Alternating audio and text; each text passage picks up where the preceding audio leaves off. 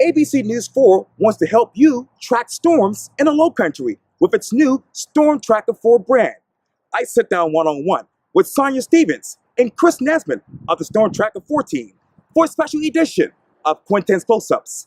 And be sure to download the free Quintin's Close-Ups app in your Apple or Google Play stores. And listen to this interview later on iHeartRadio. Sonya Stevens and Chris Nestman, it's so good to see you all. Good to see you, Quintin. I appreciate it. It's good to see you too, Chris. Yeah. Obviously, we're sitting here in Mount Pleasant, and the talk of town right now is about pollen. Yeah, on pollen. What is your weather headline for this? Well, you tweeted out I just noticed all the pollen stains on where I park my car. I'm just lucky I don't have pollen allergies to here. My thoughts like, look. I know a lot of people that do.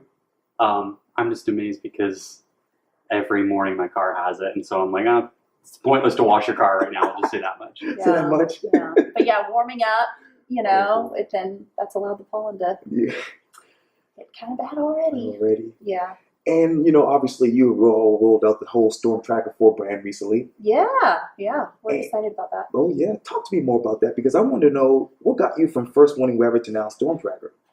Well, we just felt like this is a good new focus for us. It's not anything different we're doing, but just something to kind of get people's attention. We're tracking this, we're tracking that. Some days it's thunderstorms. Yeah. I think just from what we've talked about, a big part of why we're doing it, we're not going to be changing a lot, but we are emphasizing more what we can bring to the table. Because Mm-hmm. nowadays, we're competing against smartphones and apps. And apps. Oh, yeah. And an app can tell you, oh, there's a warning. An app can tell you, oh, it's going to rain today. An app can tell you the temperature. Right. What an app can't do, at least not unless you were to go look it up and say, here's the storm, here's where it's going, here's how it's going to impact you. Right. But we can, because that's what our schooling was about. Mm-hmm. And so this kind of, I guess you could say, hits home that, look, this is what we bring to the table. So. Right. And we're better than apps. Yes, indeed. Absolutely.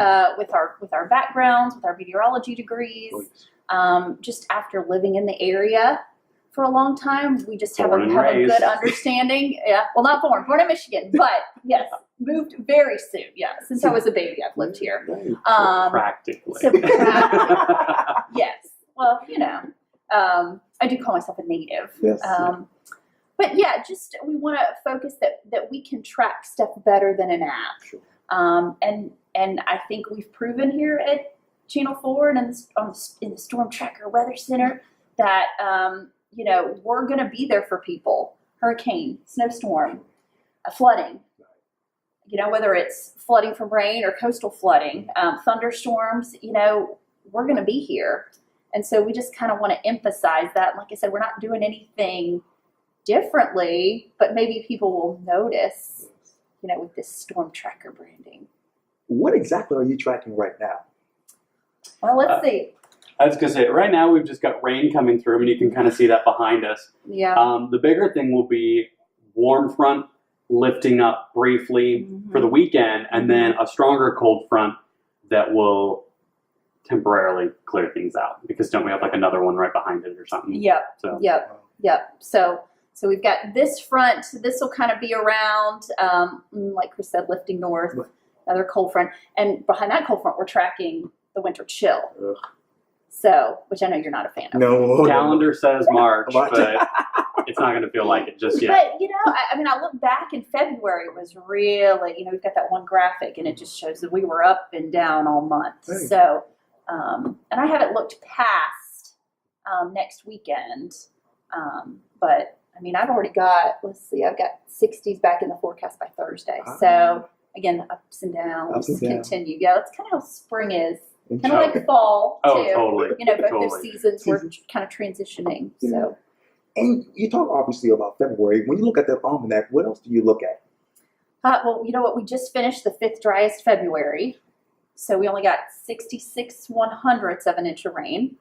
So 5th driest February we've ever had in Charleston. Now, you remember last February? Was super warm. warmest ever super warm. on record. So this one was dry. For us, I did see that even just further inland, they've had a very wet February. So there was a lot of rain in the southeast, just not here. Right. In fact, I was just looking at the drought monitor today. We're abnormally dry now.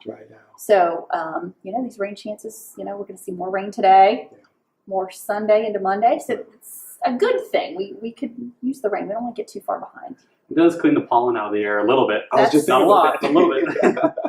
Well, I think Sunday's rain especially. That'll make it. Because it looks to be, overall some heavier rain. So that will help with that. Yeah. And obviously, everyone's talking about Charleston food and wine. How's the forecast looking in your mind? So that is next weekend, correct? Yes, March 6th through the March 6th. 10th. Let's see. Let me grab my forecast Sure. here. So let's see. All right, the 6th is. I know what day the 6th is. That's Wednesday because that's my son's birthday. Oh, good. So it will start. Oh my gosh! 2 years old.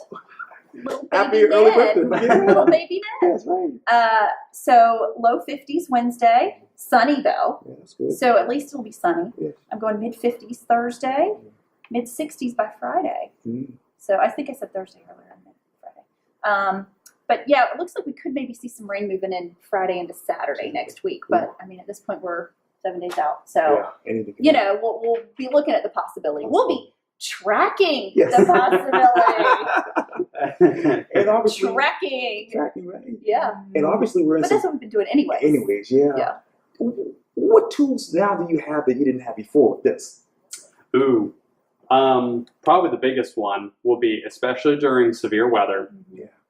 We now have the ability to control the radar from the green screen, Wow. which is going to be Here, you incredibly. guys keep talking. Yeah, cool. We'll keep talking, Okay. which is incredibly handy because before, when we had severe weather, there was two of us. One would run the radar from the desk, the weather center here, and the other one would show it on the green screen. Right. Well, now, because the one person can do it on the green screen, the other person then can track social media, can track storm reports, can track, all sorts of, so that we have a whole nother element. There it is. Yeah. There it is. Yes. Let's see if I can work this, baby. Vanna White's. Let's see. Looks like a. That's the USB right there. So. We'll figure out how to hit the button right there. There we go. Yeah. And so this exactly mirrors that weather system. Good. So, like I said, Chris could be at the wall with this, and then we have a secondary system here that I could be. So, and I could also be watching social media. So we could both be watching radar at the same time. Sure. Yeah. And in today's day, I mean, that's invaluable. And all we have to do is tell the director, take this other computer. Yeah. Sonya zoomed in on this certain cell or this new warning that came out. Right. So, I mean, we're going to have the ability to track a lot more. There you Sorry, go. Chris. Oh, no, Yeah. you're fine. Oh no, you're great. It's just, I mean, because other things. So, like, I think the last time, and this was it's been a while since we've had a good line of thunderstorms push through. The last time we had it, like, I realized there's a lot of capability with our computer system that is geared towards severe weather. We don't get to use it all the time. I'm thinking like cloud depth, looking at the hail cores and things like that. Looking at the height of the storms. Yeah, where it's like, and then this new system will allow us to do that on the fly, and that will really show viewers. What's going on. We'll really be able to track it down to. I mean, we're talking street level, and can tell you the height of the storm. We can tell you has this storm had a history of producing hail, and then we're also going to be getting radar scope, which we'll be able to use on air. Yes. So that will be exciting. That's an app that we all have on our phones, and that allows us to see, some of the new things with the dual pole radar, which they launched a couple years ago. But if we were to have like in the plains, they'll track tornadoes, and then you can see the debris ball on one of the radar. I don't know what you would call correlation coefficient, but one of the properties that we can see things on radar. So we'll have the ability to share that on air. So good stuff. Yeah, it's going to be, Amazing. Bringing more to the table. Teaching more of that science, and if we can show that some of the different properties that radar can show us, we can also teach, we can see the winds going away and toward the radar. and how fast are they going. So it's all going to benefit the viewer. Oh, absolutely. And I want to go back to the drought. Obviously, I guess we've had somewhat here. What are the particular places that you're still looking at when you think of that? When you think of droughts? Yes, ma'am, right now, since we haven't had Right that. now, most of the areas considered abnormally dry. But obviously we get the numbers from spots like downtown Oh, yes. and North Charleston, Sure. because that's where we've got our reporting stations. Yeah. And as far as drought monitor goes, abnormally dry, that's just the first level. And so that's just saying there's no concern there yet. It's just kind of like by the way, it's been unusually dry. Yeah. But typically you don't see any repercussions or ramifications from that. Once you start getting a couple levels down, because it goes abnormally dry, which is like 0, and then like 1, 2, 3, 4 Yeah. being like exceptional. Yeah. Obviously that's when you start to really see problems. But Yeah. So with this classification, like I said, it's just kind of a heads up, hey, but also, I mean, we're still early in the year. So, I mean, obviously it's important for crops and we don't want to fall behind, but I mean, March, we'll start to see more thunderstorms as we head into spring. And we'll start to add, we'll start to see more rain overall. Typically, climatologically, we would expect to get more rain. Yeah. And, if a viewer were to come up to you and talk to you about StormTracker, what do you want them to say about it? we are on the ball. Yes. I mean, because that is the biggest thing, is just making sure that we stay ahead of what Mother Nature, as much as we can. I mean, Mother Nature always likes to throw surprises, but we try to anticipate as many as possible. And by tracking things well ahead of time, hopefully the idea is we all know what's coming versus being surprised. So, Yeah, but keeping the viewer informed. Yep. Like you said before, our hope is that, people knew it was going to rain today. And they had a good idea of when we thought it was going to rain. And we said kind of, like mid-morning, kind of off and on throughout the day. And that's been the case. So, we're going to track that, whatever it is, rain, storms, hurricanes, snow, fog, temperatures. I mean, all that's important. Right. So, so that's what our hope is, that people really know, we're working for them. Right. We're tracking whatever kind of weather is coming our way. Sure. Yeah. That is so amazing.